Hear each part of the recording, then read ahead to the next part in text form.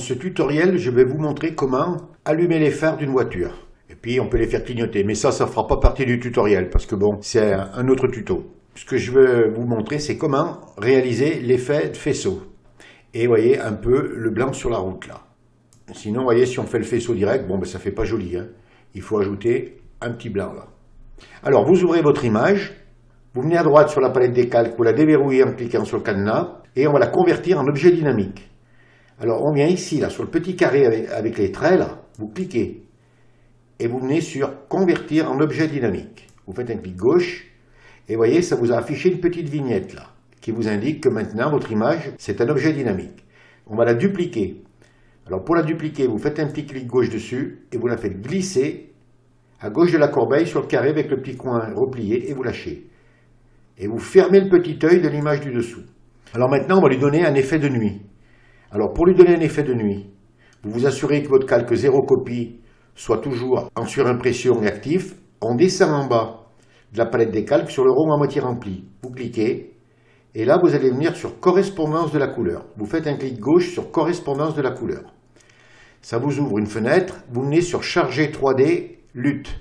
Vous cliquez, et là vous allez venir sur Night from Day Cube, et vous cliquez. Voilà, ça vous donne un effet de nuit, vous fermez votre fenêtre. Alors si vous voulez la garder comme ça, vous la gardez. Hein. Moi je vais la descendre un petit peu, je vais la mettre à 90. Voilà.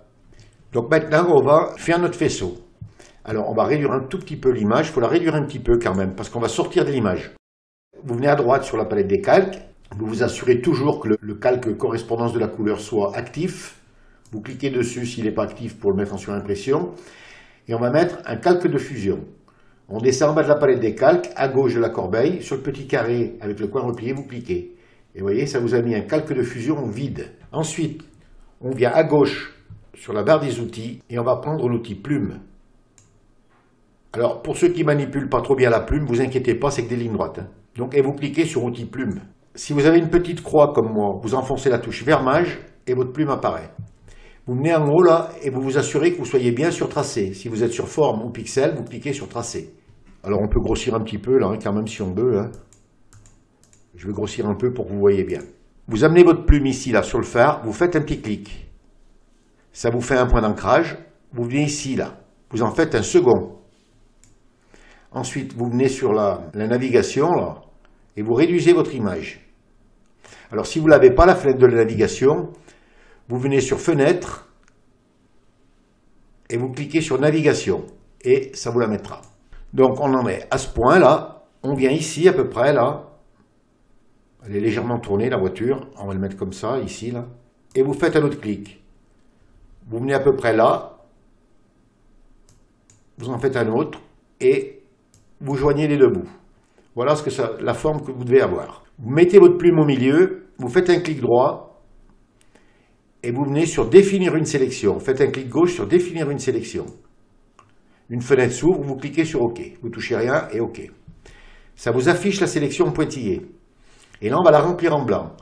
Alors, pour la remplir en blanc, on vient à gauche sur la barre des outils et on s'assure qu'on a la couleur blanche de premier plan. Si c'est comme moi, vous cliquez sur la petite flèche là et ça vous met le blanc en premier plan. On reste sur la barre des outils et on va prendre l'outil pot de peinture. Vous amenez votre pot de peinture à l'intérieur de la sélection et vous cliquez. Alors je vous fais prendre le pot de peinture plutôt que les raccourcis clavier parce que certains m'ont écrit, ils travaillent avec des tablettes et ils n'ont pas de clavier. Donc je ferai voir les fonctions comme ça. Et ensuite on désélectionne. CTRL D. Sinon vous venez sur sélection, vous cliquez et vous cliquez sur désélectionner. Et ça vous enlève de la même façon la sélection. Et on va le convertir en objet dynamique. Donc on vient à droite sur la palette des calques. Comme tout à l'heure, sur le petit carré là avec les traits, vous cliquez et convertir en objet dynamique. Vous voyez, ça vous a affiché la petite vignette. Ensuite, on vient en haut sur la barre des menus, sur filtre, vous cliquez et là vous allez venir sur galerie d'effets de flou. Vous cliquez et là on va prendre flou de profondeur de champ et vous cliquez. Ça va vous permettre de voir comment ça fonctionne. Alors on a un petit rond là. Vous venez à l'intérieur, là, sur le point blanc, vous faites un clic gauche que vous maintenez et vous faites glisser votre rond. Vous voyez, on peut le déplacer comme on veut. Vous l'amenez devant, ici, comme moi, là, et vous lâchez. Alors, vous pouvez le régler soit par ici, vous voyez, sur le trait blanc, là. Je fais un clic gauche que je maintiens et je fais glisser à gauche. Et vous voyez, ça me floute mon faisceau. Ou alors, si vous n'êtes pas à l'aise ici, vous venez en haut là. Vous faites un clic gauche que vous maintenez, et si vous faites glisser à gauche, vous allez diminuer le faisceau, et si vous faites glisser à droite, vous allez l'augmenter. Donc voilà, vous l'augmentez à peu près. Ouais, moi je vais le laisser à, voilà, je vais le laisser à 53. Une fois que vous avez effectué votre réglage, on a la petite pointe noire là avec un petit plus à côté. Vous l'amenez sur le phare et vous cliquez. Vous voyez, ça vous a régularisé votre faisceau. À partir de là, on ne touche plus rien, vous ne touchez plus rien, et vous venez, vous cliquez sur OK. Et voilà, on a réalisé notre premier faisceau. Donc une fois que vous avez fait votre premier faisceau, vous venez à droite sur la palette des calques, et on va le dupliquer. Alors pour le dupliquer, vous venez en haut sur la barre des menus sur calque, vous cliquez, et vous cliquez sur dupliquer le calque. Une fenêtre s'ouvre, vous cliquez sur OK, et vous voyez, ça vous a dupliqué le calque. Vous fermez l'œil du calque d'en dessous, là. Vous laissez faisceau 1 copie actif. Vous venez là, vous le prenez et vous le déplacez là. Et vous le positionnez. Et vous réallumez, vous revenez à droite et vous réallumez le second. Voilà, on a les deux phares allumés. Alors maintenant, on va fusionner les deux calques. Alors vous mettez le premier calque en haut, en surimpression. Vous enfoncez la touche CTRL et vous cliquez. Ça vous met les deux calques en surimpression et vous enfoncez la touche E du clavier. Ça vous fait un seul calque. Voilà, déjà, on a pas mal avancé. On revient toujours à droite sur la palette des calques. Vous vous assurez que votre calque faisceau soit en surimpression et on va mettre un calque de fusion. Vous venez en bas de la palette des calques, à gauche de la corbeille, sur le carré avec le petit coin replié, vous cliquez. Ça vous met un calque de fusion vide. Vous venez à gauche sur la barre des outils et vous vous assurez de mettre la couleur noire en premier plan. Et on va le remplir en noir. Alors pour le remplir en noir, on prend l'outil pot de peinture, faites un clic gauche sur outil pot de peinture, vous l'amenez sur votre sélection et vous faites un clic gauche et votre image devient noire. Et maintenant on va mettre un halo. Alors le halo c'est ce qui va nous donner le flash du phare. Alors avant de mettre le halo, on va le convertir en objet dynamique. Donc on vient en haut là, on clique sur le petit carré, convertir en objet dynamique et vous cliquez. Vous venez sur la barre des menus, sur filtre, et là vous allez venir sur rendu. Et là, vous allez cliquer sur Halo. Vous faites un petit clic sur Halo. Ça vous ouvre cette fenêtre. Vous allez mettre Focal Fixe Film. Et moi, je le mets d'une luminosité environ de 100%. Parce que vous pouvez aller bien plus haut. Hein. Donc moi, je le mets à 100. Et vous cliquez sur OK. Voilà, votre faisceau, il est là. Vous venez à droite sur la palette des calques, où c'est écrit Normal, là. Vous cliquez et vous allez le mettre en mode superposition et vous cliquez. Voilà, votre faisceau il est là, vous le prenez et vous allez le positionner. Vous venez à droite sur la palette des calques, vous vous assurez que votre calque soit toujours en surimpression et on va mettre un masque de fusion. Donc on descend en bas de la palette des calques, à droite de FX, sur le rectangle avec le petit point noir et vous cliquez. Ça vous met un masque de fusion. On vient à gauche sur la barre des outils, on s'assure qu'on a la couleur noire de premier plan. On reprend l'outil pot de peinture. On vient sur notre sélection et on clique. Tout disparaît. On revient à gauche sur la barre des outils. On prend l'outil pinceau. On remet la couleur blanche de premier plan. Et on amène notre pinceau sur le phare. Vous augmentez sa taille, à peu près comme la mienne. Vous mettez le phare à peu près au centre du rond et vous faites un clic gauche. Et voilà, ça vous réallume votre phare. Si par exemple, vous voulez en effacer un peu là, du flash, là, bien, vous remettez la couleur noire de premier plan, vous diminuez votre forme et voilà, sans trop exagérer. Et voilà. Ensuite, vous revenez sur la palette des calques et comme tout à l'heure, on va dupliquer le calque. Donc pour le dupliquer, CTRL-J. Vous fermez l'œil du calque d'en dessous, vous venez, vous prenez votre outil de déplacement et vous allez déplacer votre flash ici et le réduire légèrement. Alors pour le réduire, vous enfoncez la touche Maj et vous le réduisez pour garder les proportions. Hein. Si vous n'avez pas de clavier, vous pouvez le faire sans appuyer sur la touche Maj, hein, vous le faites pareil. Et touche Entrée. Vous venez à droite sur la palette des calques et vous recliquez sur le petit œil et voilà. On revient sur le phare de gauche là, et là vous le mettez en surimpression. On peut toujours descendre un peu l'opacité. Voilà, vous pouvez régler, jouer avec les phares un peu comme vous voulez. Maintenant, vous revenez sur le calque du faisceau, là, et là, vous allez mettre un masque de fusion. Alors, vous descendez en bas de la palette des calques, là, à droite de FX, et vous cliquez. ça vous met un masque de fusion et vous le laissez blanc. Alors on vient à gauche sur la barre des outils et vous devriez avoir le pot de peinture là. Vous cliquez et vous allez prendre l'outil dégradé. Vous faites un clic gauche sur outils dégradé.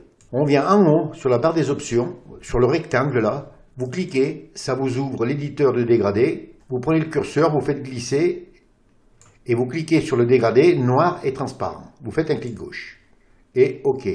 Ensuite, on vient à droite du rectangle là. Il faut que vous soyez sur le dégradé linéaire. Si vous êtes sur le radial ou autre, eh bien, cliquez bien sur linéaire. Hein. Si vous mettez votre petite flèche, ça va vous mettre une inscription, vous voyez, dégradé linéaire.